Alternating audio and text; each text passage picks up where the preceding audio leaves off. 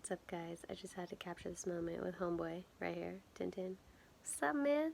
Cameo. So yes, day 175 of my 365-day challenge. Bye, homie. And today I'm talking about create space. And I've been doing a lot of training with Miss Lisa Cap. She's been helping me out with aerial.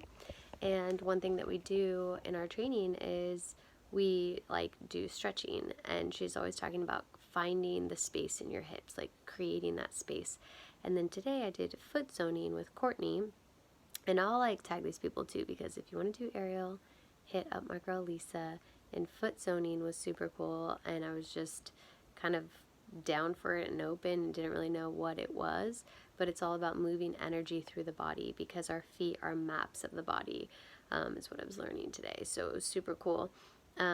And she was also talking about, she was going over the kind of the outside of the ankle where that little bone sticks out. She was going around that, and it's so interesting because that area is the hip socket.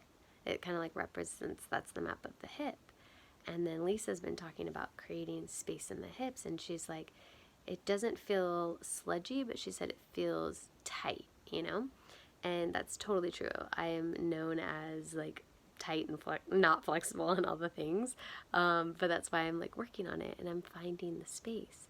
But I love the idea of where else can we create space? Because even with my room and my space, I've been doing KonMari method, which is about having all things that spark joy, but it is also clearing out the things that we no longer need and creating that space.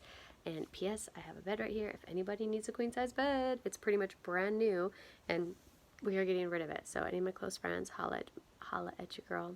Whoa, I'm a little tired. It's been not a long day, but it was just, I was outside working. I was doing a really cool event where I saw Erykah Badu, which was pretty fun.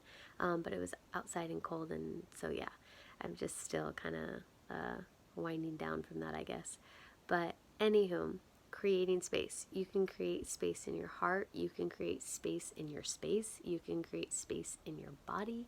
You can create space in your mind, right? And it's okay, what can I feel? I feel especially because I'm going to my hips and how Lisa kind of coaches me, but it's what can I feel within me that if I kind of breathe into it and I just make minute small adjustments, that I can then be in tune with space. Because I can't see into my hips, but I can feel into them, right? And we can see into our space and see where I need to create space. But what if we even try feeling into our space and feeling into our hearts and feeling into whatever it is?